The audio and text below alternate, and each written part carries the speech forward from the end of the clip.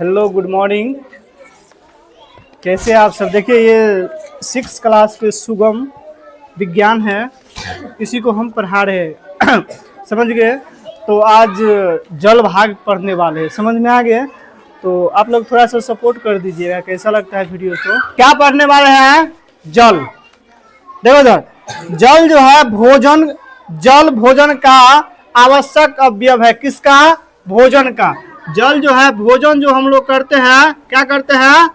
भोजन, भोजन करते हैं, तो उसके लिए जल बहुत महत्वपूर्ण है, यानी कि बहुत आवश्यक है, आवश्यक है। जल क्या है भोजन के लिए? बहुत आवश्यक है। समझ में आ गया? इसके बाद क्या है? हमारे शरीर में विभिन्न पदार्थों का करीब 60 से 70% भाग जल है हमारे शरीर में। यानी कि तुम लोगों के भी शरीर में अलग अलग सबका शरीर है, उस सब में पूरे शरीर, पूरे पदार्थ का कितना भाग जल है पूछेगा। शरीर का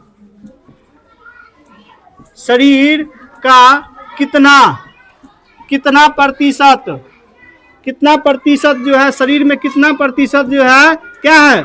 जल है। कितना प्रतिशत क्या? जल। जल जो है 60 से लेके 70% के बीच में है।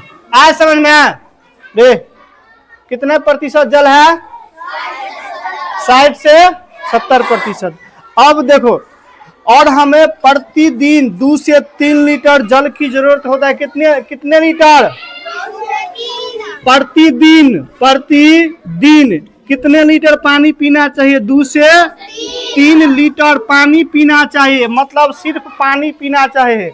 और पूछेगा कि पूरा, यानी कि खाना भी खाते हैं, और क्या बोलते हैं, खाना भात बनता है, दाल बनता है, उस सब पूरा मिला के कम से कम भर दिन में 24 घंटा में 5 से 6 लीटर पानी पूरना चाहिए, पानी पीना चाहिए। कितना लीटर? 5 से 6 लीटर। सिर्फ पानी के बात कर रहा है तो कितना लीटर? 2 से 3 लीटर भर दिन में 24 घंटा में। सुनो जरे, 24 घंटा मिला के मतलब कितना पानी पीना चाहिए? 2 से 3 लीटर। और पूछेगा वैसे तो कितना हो? वैसे जब खाना खाते हैं उसमें भी पानी बनता है, दाल बनता है तो उसमें भी पानी रहता है, समझ में? तो वैसे पूरा मिला के ओवरऑल में कितना पानी हो जाता है? 5 से 6 लीटर। और सिर्फ पानी तुमको पूछेगा कितना पीना चाहिए, तो 2 से 3 लीटर। तुम लोग अभी छोटे हो तो इतना तुम लोग के बहुत है, 2 से 3 लीटर पानी। सुबह सो के उठते हो उस टाइम पानी पीते हो? नहीं पीते हो। पानी पीना चाहिए, क्योंकि हमारे पेट में जितना सारा कब्ज जैसे कचरा वचरा जमा रहता है, इसे पिछले क्लास में बताए थे रूपछांस वाला में कि कब्ज कैसे बन जाता है, बताए थे ना। पूरी तरह से रूपछांस अगर नहीं खाएगा, रूपछांस वाला पदार्थ, तो हमारे शरीर में धीरे धीरे क्या होता है, जो भोजन का कुछ अंश जमा हो जाता है वही कब्ज जाके बन जाता है। तो साफ करने के लिए क्या खाते हैं? रूपछांस वाला पदार्थ सब खाते हैं, जो हमारा क्लियर हो जाता है पेट। आए समझ में? तो जल क्या करता है? जल यही करता है कि पूरा शरीर को साफ करने में महत्वपूर्ण भूमिका निभाती है। समझ में आ गया? तो कितना पानी पीना चाहिए? 2 से 3 लीटर। अब इसके बाद देखो इधर, जल का कार्य, जल का क्या कार्य है? सबसे पहले का कार्य क्या है? यह भोजन जो हम करते हैं, हमारा भोजन पेट में जाके कभी नहीं पचता है, कभी हमारा भोजन नहीं पचता है, अपचा रह जाता है। आए समझ में? तो उसको साफ करने के लिए पहलू का काम क्या है? भोजन को, मतलब अपचे भोजन को साफ करने में महत्वपूर्ण भूमिका निभाती है। आज समझ में? और दूसरा है, यानी कि साफ करने के लिए हमारे पेट में जितना सारा अपचे भोजन बैठा हुआ रुका हुआ रहता है, तो उसको पूरी तरह से शरीर से बाहर निकालने में कौन मदद करता है? जल। आए समझ में? हल्ला क्या कर रही है?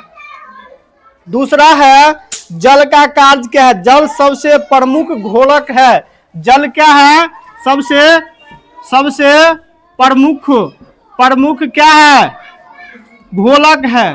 क्या है? घोलक। क्या है? जल प्रमुख घोलक है, यानी कि जल जो है, जल से हम हर एक काम करते हैं। आया समझ में?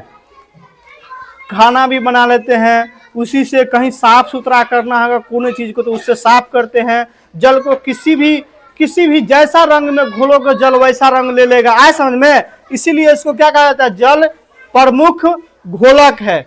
घोलक मतलब यानी कि कपड़ा भी धोते हैं तो उसमें पानी देते हैं, उसमें सर्फ डालते हैं, आप पूरा घोरते हैं तो जल सर्फ के मत ले लेता है, सर्फ जैसे लगता है ना।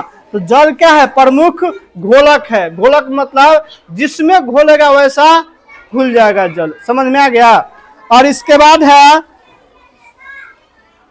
बाद है एक क्वेश्चन है निर्जलीकरण। क्या नाम है? निर्जलीकरण। रे हीरो कहाँ देख रहा है रे? कहाँ दिमाग है? देखो इधर रे, देखो इधर, ये है निर्जलीकरण। क्या है? निर्जलीकरण किसको कहते हैं? देखो, शरीर में होने वाली सभी जैविक क्रियाएं जल के माध्यम में जलीय माध्यम से होती है, और उसी को क्या कहते हैं? शरीर से अधिक मात्रा में जल जो बाहर निकल जाता है क्या कहलाता है? निर्जलीकरण। देखो इधर, निर्जलीकरण किसको कहते हैं? हमारे शरीर से अधिक मात्रा में जल बाहर निकल जाता है तो उसी को क्या कहते हैं? निर्जलीकरण। निर्जलीकरण समझ में आ गया? हमारे शरीर से अधिक मात्रा में जल को बाहर निकल जाना क्या कहलाता है? निर्जलीकरण। अब बाहर कैसे निकलेगा? जैसे मान लो किसी को उल्टी हो गया, उल्टी जो होता है तो ज्यादातर क्या निकलता है? पानी ही निकलता है ना, और खाया हुआ रहेगा सो सब भी निकल जाएगा, पानी अधिक मात्रा में निकलेगा। या किसी का पेट खराब हो गया, पतला पैखाना हुआ, उस समय क्या निकलता है? ज्यादातर पानी ही निकलता है।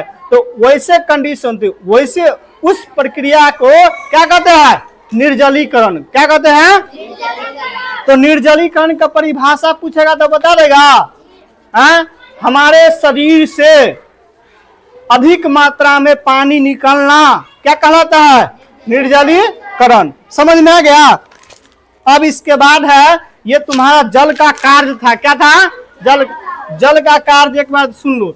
जल जो है भोजन के आवश्यक अवयव है। क्या है? आवश्यक अवयव है। और शरीर का कितना प्रतिशत भाग जल होता है, यानी कि शरीर में कितने प्रतिशत जल रहता है? 70%। इसके बाद प्रतिदिन हमको कितना पानी पीना चाहिए? 2 से 3 लीटर पानी पीना चाहिए। और हम खाना खाते हैं, दूध पीते हैं, जूस पीते हैं, तो उस सब में भी पानी का मात्रा होता है, तो उस सब मिला के हो जाता है 5 से 6 लीटर। आया समझ में? अब तुमको अगला क्वेश्चन है जल का कार्य। जल का कार्य क्या है? सबसे पहलू का कार्य है कि हम खाना खाते हैं, तो खाना खाने के बाद जो हमारा पेट में अपचे भोजन पदार्थ रह जाता है तो उसको शरीर से बाहर निकालने में मदद करता है। क्या करता है? दूसरा काम है, जल जो है प्रमुख घोलक है। क्या है? प्रमुख घोलक है। और तीसरा है निर्जलीकरण। निर्जलीकरण के मतलब हो गया कि हमारे शरीर से अधिक मात्रा में जल का निकल जाना क्या कहलाता है? निर्जलीकरण। समझ में आ गया इतना? अब है तुमको संतुलित आहार, जो हम अगले क्लास में पढ़ा देंगे। तुम लोग थोड़ा सा पढ़ाए थे उस दिन, आज समझ में? अगले क्लास में हम आप सबके पढ़ा देंगे। समझ गया?